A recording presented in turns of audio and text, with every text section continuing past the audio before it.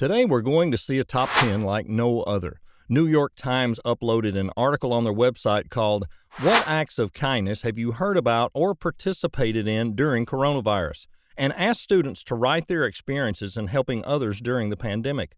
The article got more than 300 comments, and we skimmed through them all and picked out the best ones that just made us smile, cry, or most importantly, have hope for the future.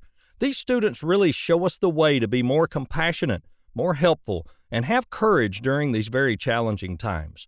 We're going to let you enjoy their stories without any commentary from us, and we'll see you again at the end of the video. Number 1, Michaela.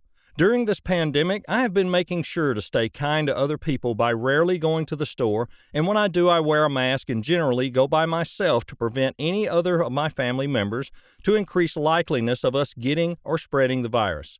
My family and I also stay 6 feet apart from people that we haven't been quarantined with, and most importantly, we stay kind to each other in the house because nobody needs an angry atmosphere with no escape.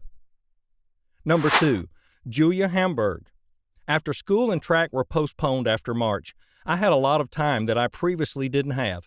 Thankfully, my church partnered up with the YMCA to give out free meals to families.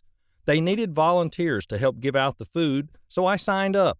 On my first day, I was shocked to see that most of the volunteers were above 60 years old.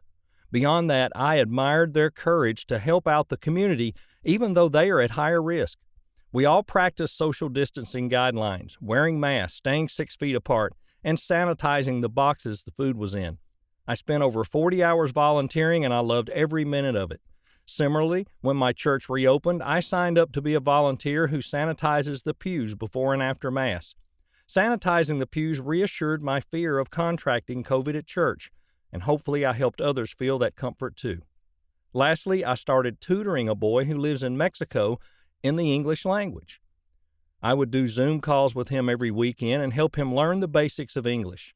On my free time, I created Kahoots, Quizlets, and worksheets. I look forward to our session because I can see how much he's improving. All of these things happen to be my response to COVID. Instead of dwelling on the things that didn't happen, I try to do something new. These interactions help my mental and social health tremendously, and quite frankly, this helped me keep my sanity. I recommend that more people help around the community.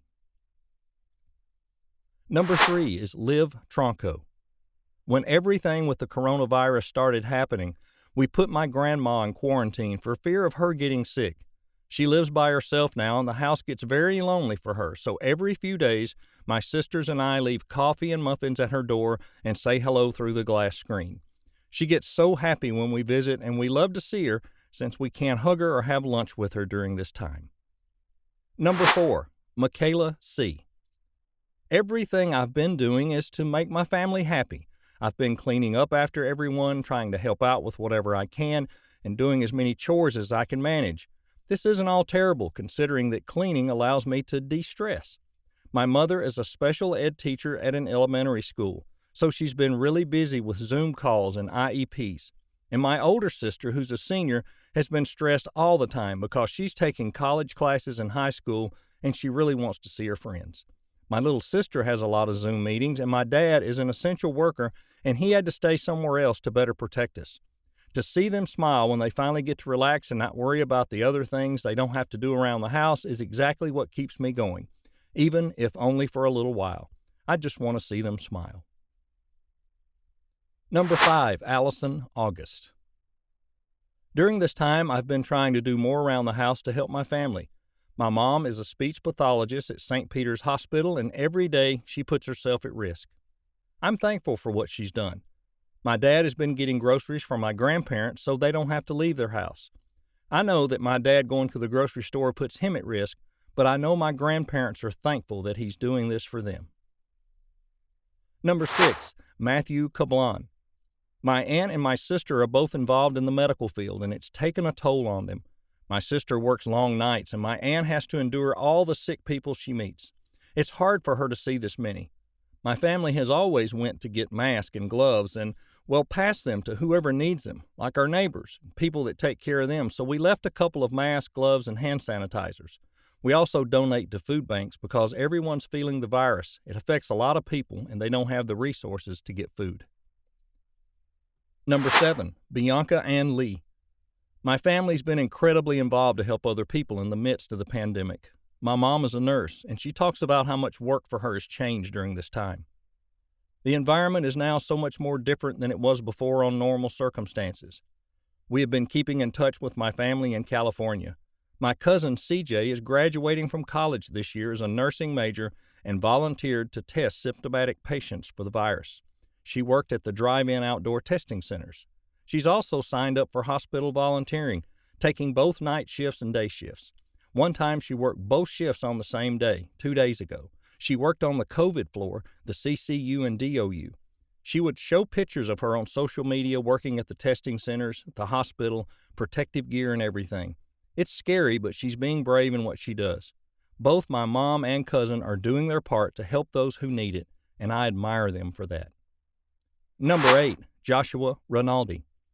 My hometown has really come together these past few weeks. Many people are helping others who aren't as fortunate. I've been trying to talk to my 96-year-old neighbor Ivan every day. Number 9, Jocelyn J. The acts of kindness I have witnessed is people helping each other out and trying to do social distancing while doing it. I've also been hearing that many people are making face masks at home and donating those to hospitals and even sending them to family members. By doing this, it's helping many people who are in need of face masks and aren't able to get them, but also for hospitals which are very exposed to the virus. Social media is becoming a supportive and positive platform for many people by posting and sharing positive videos and speeches every day for people to get motivated and stay healthy, happy, and active from home. It's also motivating that people want to lose weight or work out at home. Number 10, Angela Froming.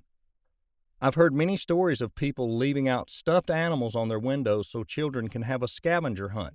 The children were on the receiving end, but the people who did the kind act were given a sense of purpose and enjoyment to see the children grateful about the small thing they did. I've had plenty of volunteer experience, most of it done through school. It has helped me feel as if I can make the world a better place just by helping a little bit. I definitely agree with the adage, it's better to give than receive, because giving creates a usefulness of the soul and allows for people to be kind and empathetic, 2 skills people need to be happy. If you only receive, then you're cultivating a lack of compassion and an expectation to get what you want all the time. What someone who claps for medical workers, a tenant waiving rent, and a blood donor have in common is a sense of compassion and empathy, as well as a feeling of success and helpfulness. During quarantine, I have helped my mom, a medical worker, make hand sanitizer and cleaning wipes for the non-medical members of their staff. There's only so much I can do when in quarantine, but the small amount of help that I do is something that makes me happy because I feel I've accomplished something, and it got me out of anxious thoughts that were focusing on me. Helping others breaks a self-focused view of quarantine and allows us to see a bigger and hopefully happier picture. Well, there you have it today, the top 10 random acts of kindness during the pandemic as told by the students who've actually done them. Now we want to hear from you. What have you done, no matter how small or big, that's helped someone or others during the pandemic? It might just be staying at home or donating your time or giving resources to those in need. No matter what it is, we want to hear from you, so go ahead and share your story in the comments.